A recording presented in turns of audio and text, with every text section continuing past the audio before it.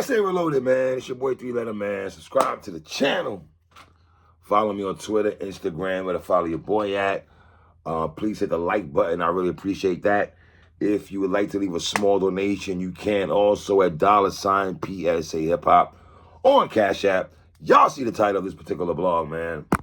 Let's talk about it, man.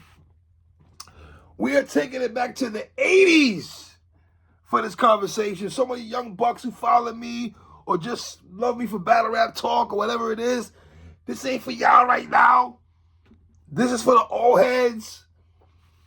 I'm going back to 1989. 1989. The last year of the 80s. Going into the 90s. And why I'm saying 1989 and why I'm picking that particular year is I'm talking about one particular individual in 1989.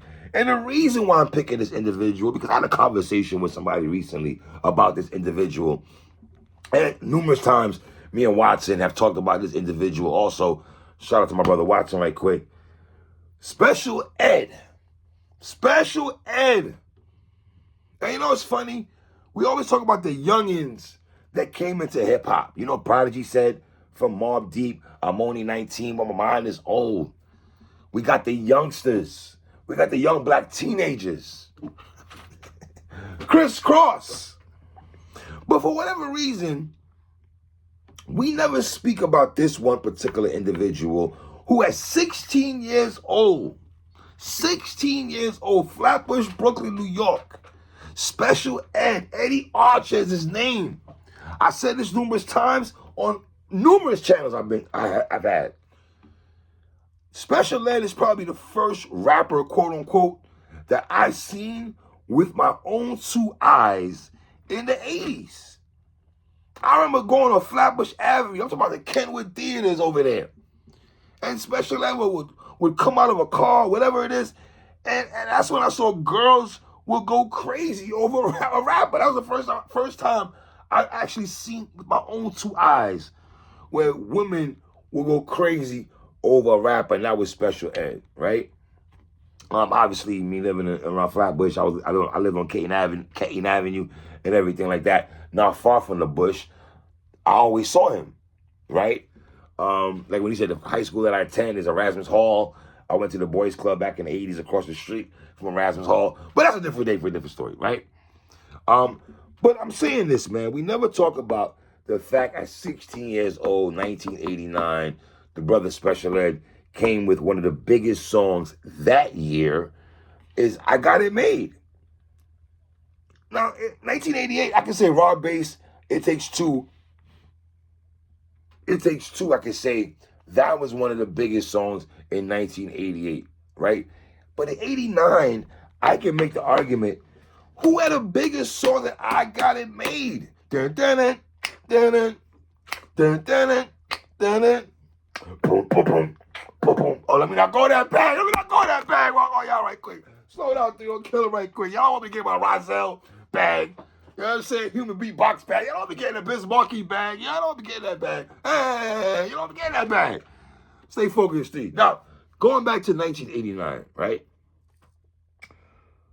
Like, if someone told me this, you know, I Got It Made was one of their favorite songs in 1989, that's something I can't dispute.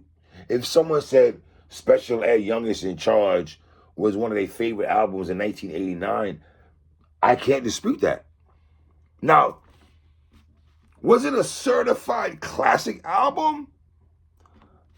You have some people that would say that it is.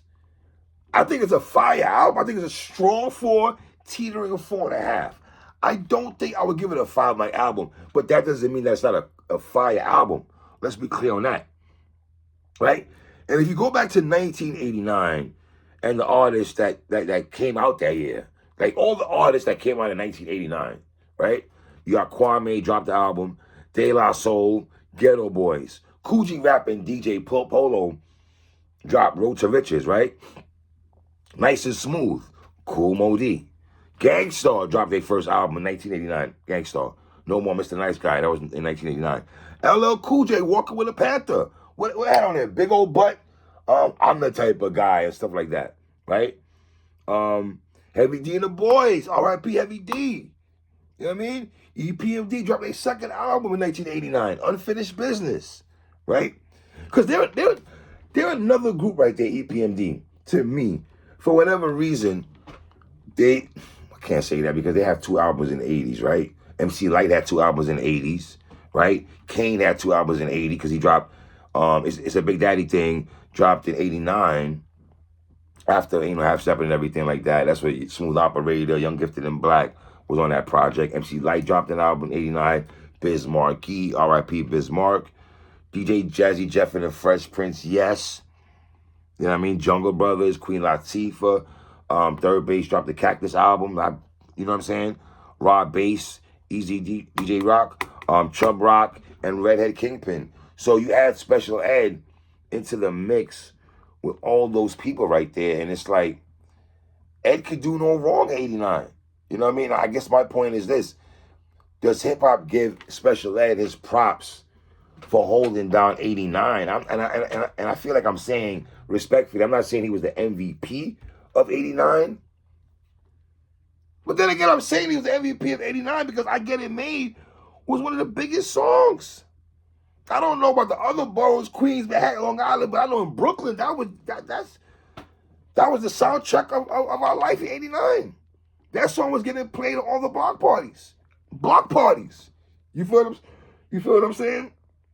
So, because Youngest in Charge, Special Ed's first album, it dropped in May of 89.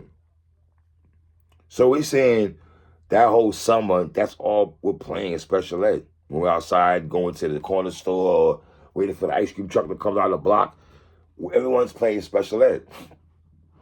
You know? And we're talking about an album that dropped 1989. So, of course, Special Ed is a product of the 80s, of course, right? You know? But did he get slighted in the 80s? That's my... Because when I think of the 80s, right, we're always going to go to Big Daddy Kane, Slick Rick, right? G-Rap, Rakim, KRS, Kane. Like, those are the usual suspects. You're going to say Public Enemy, of course. You got to give Chuck these props, right? So if you want to say those guys are the usual suspects, right? And for whatever reason, Special Ed is under those guys. And I'm not really mad at that, right? Because I can make the argument that Youngest in Charge was just as good as any album that came out that year. You know what I'm saying? Maybe besides Kool G Rap and DJ Polo, Road to the Riches, maybe, right? But just world-renowned, I would say. I don't think even G-Rap had a bigger song that I Got It Made, respectfully. You know, I might die reaching through 3, but I'm saying big as I Got It Made. I'm not saying lyrically. I'm saying bigger than that. I Got It Made was getting burned all over New York City, bro. You know what I'm saying? So, but if you look at the Youngest in Charge album, right, it had Taxin on there. Taxin was dope. I Got It Made, of course. I'm the Magnificent. That's what Rick Ross even tried to flip I'm the Magnificent over, right? Club Scene was aight. Hold Down was aight. Think About It. Like, after I Got It Made, and I Got It Made, Magnificent, and Think About It, those 3 might be the standout songs on Youngest in Charge, right? If you know, you know. Everybody knows about I Got It Made, I'm Magnificent, Think About It. And if memory serves me right, Special Ed got a video for all 3 of those songs, right? Action was okay. Monster Jam was all right. I love The Bush. He's talking about the old Flatbush. That's dedication to Flatbush Avenue. Heads and Dreads I like also because Special Ed is showing his Caribbean side, his Jamaican side. You know, he's a coolie Jamaican and everything like that. You know, we know about Slick Rick. We know about Busta Rhymes, KRS-One. All these cats have Caribbean roots. You see Math Hoffa last night showed his Caribbean roots on the song that he gave the to Funk Master Flex. And I gotta be honest, Math, sidebar, fam, that deserted song you have, Math, with the reggae vibe, that song should have been getting more burn than any song I heard that got played from you last night. That song is a vibe. You mix in the reggae vibe with it. Flex should be dropping bombs on that joint. That song actually could be in rotation, in my opinion, when they say what New York City sounds like, because, you know, Caribbean people are a part of the hip-hop culture. DJ Kool Herc is come from Jamaica, but that's a different story for a different day. But I just wanted to tune in with y'all and give me your thoughts of what you guys think about Special Ed in 1989. It's your boy 3. Come on.